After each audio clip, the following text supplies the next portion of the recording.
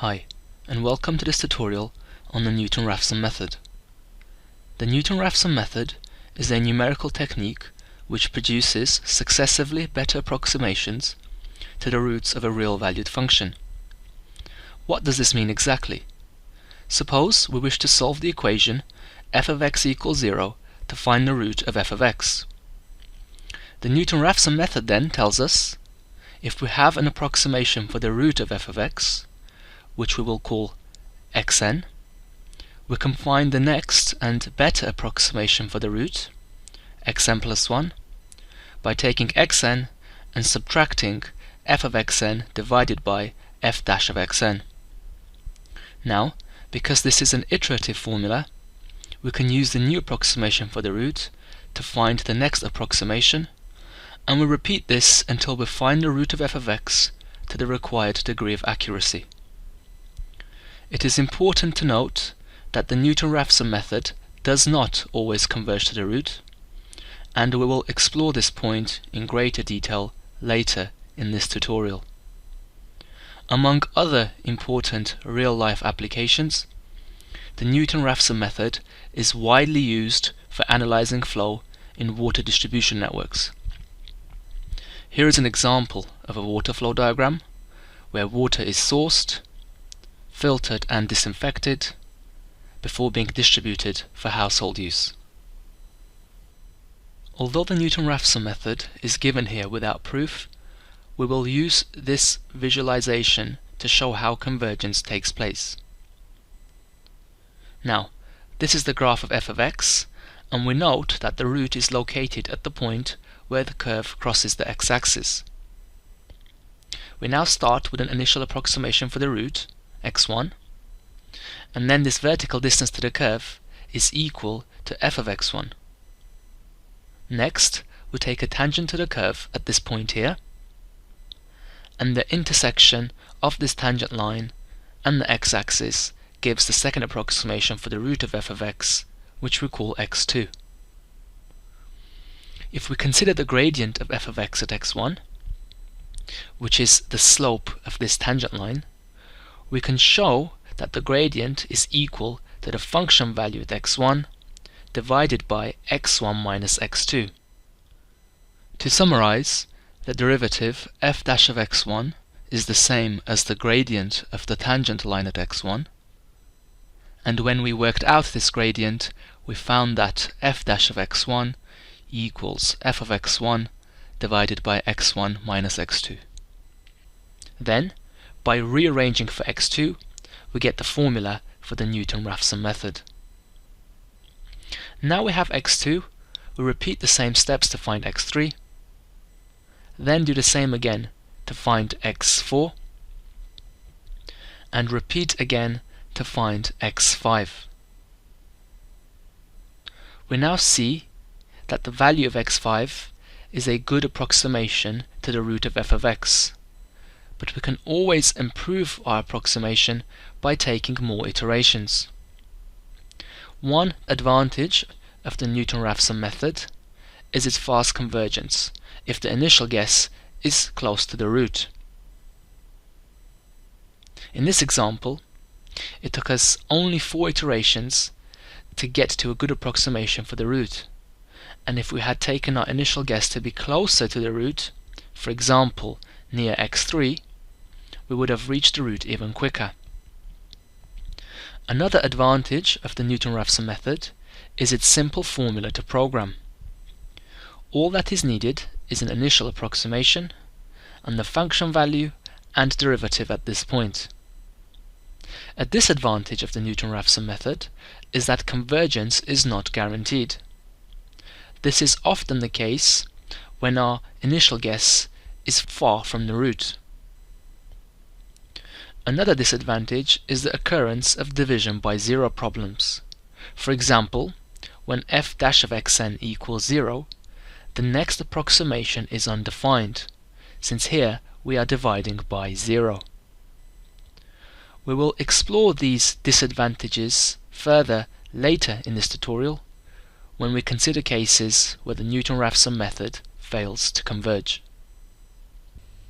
Let's take a look at an example now where the Newton-Raphson method converges to the root. The equation 2x cubed plus x squared equals 1 has a root between 0 and 1. Find this root to two decimal places using the Newton-Raphson method. To use the Newton-Raphson method, the desired form of the equation is f of x equals 0.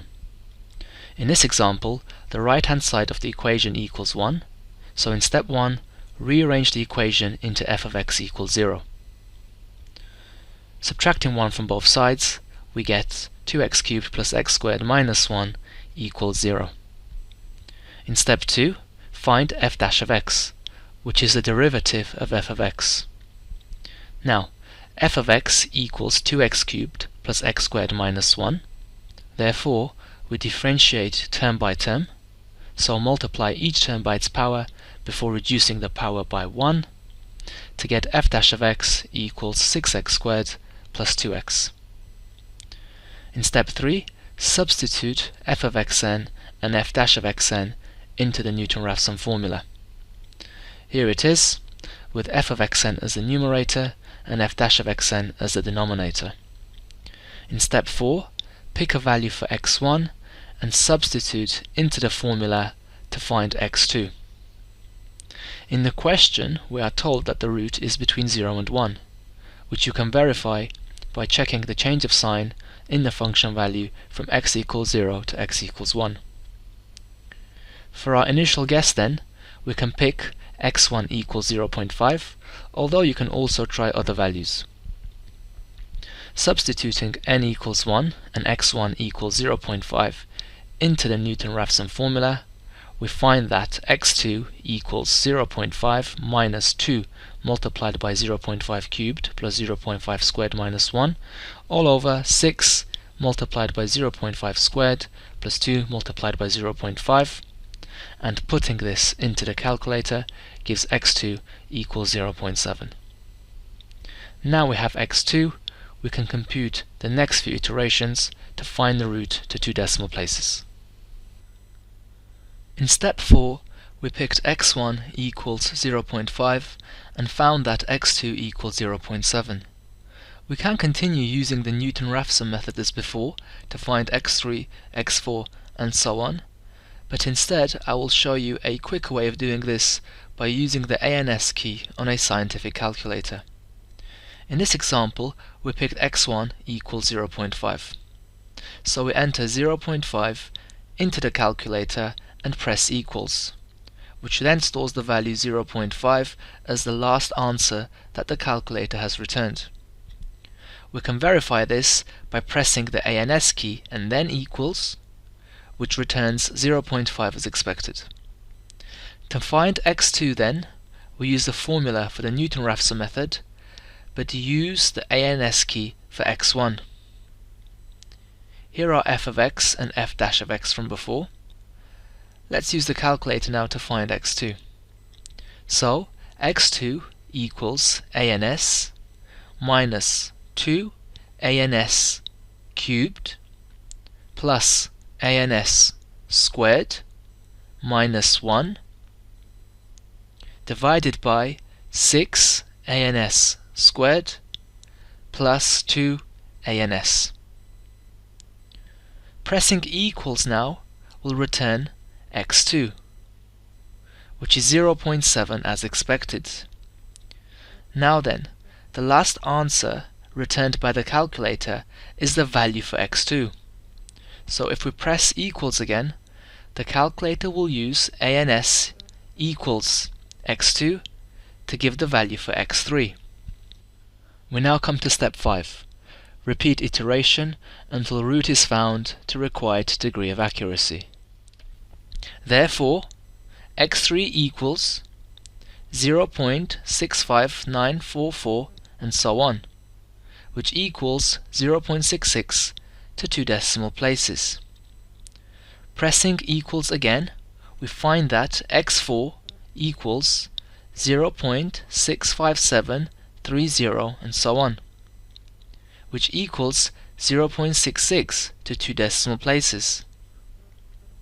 And again, pressing equals, we find x5, which is 0.65944 65729 and so on, which once again equals 0.66 to 2 decimal places. We can see that we keep getting the same answer to 2 decimal places, and once 2 consecutive iterations return the same answer to the required degree of accuracy, we stop. Therefore, the root of the equation 2x cubed plus x squared equals 1 equals 0.66 to 2 decimal places, which completes this example. Before finishing this tutorial, we will consider some cases when the Newton-Raphson method fails to converge. Here is the first case. If the initial guess is too far from the root, the method may fail to converge. Let's look at an example for this case. f of x equals x cubed minus 2x plus 2 and x1 equals 0. We can apply the Newton-Raphson method algebraically to show that this example does not converge, but instead we will show it graphically. Here is a graph of f of x, where we can see that the root is near x equals minus 2. In this example, we are given x1 equals 0, so we come up vertically to find that f of x1 equals 2. Then we draw a tangent line to this point, and look where the tangent line intersects the x-axis. The point of intersection then is x2, which equals 1. Repeating this approach, we find that f of x2 equals 1, and then taking the tangent at this point, we find that x3 equals 0. Now we see that x3 equals x1, and therefore x4 will equal x2, and the approximations will continue to loop between 0 and 1, hence failing to converge to the root near minus 2. And the reason why it fails to converge is because our initial guess x1 was too far from the root. To overcome this problem, we can try a different initial point closer to the root. And for this example, you can try x1 equals minus 1.5, and as an exercise you can verify then that for x1 equals minus 1.5 the Newton-Raphson method converges. Another reason why the Newton-Raphson method may fail to converge is to do with the value of the derivative of f of x.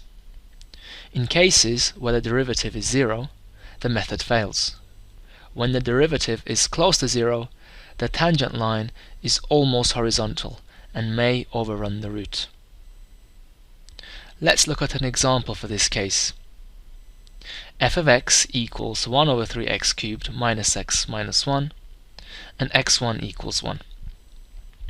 Since f of x equals 1 over 3x cubed minus x minus 1, f dash of x equals x squared minus 1. Therefore, f dash of 1 equals 1 squared minus 1, and since x1 equals 1, we have that f dash of x1 equals 0. The Newton-Raphson method fails here because we are dividing by 0. Again, let's consider this example graphically. Here is the graph of f of x, where we note that the root is near x equals 2. In this example, we are given x1 equals 1, so we come down vertically to find f of x1. But when we take the tangent to this point, we see that the tangent is horizontal and does not intersect the x-axis. This is because the derivative of f of x at x1 equals 0. To overcome this problem, try a different initial point so that f dash of x1 is not equal to 0. And as an exercise, you can verify that for x1 equals 2.5, the Newton-Raphson method then converges for this example. One final point to make is that we do not want f dash of xn to be close to 0 either. And this is to avoid the approximation running too far from the root, which can result in the same problem faced in case 1. If you liked this video, please give us a thumbs up, leave your comments down below, and subscribe to this channel so you'll be the first to know when we release our next videos.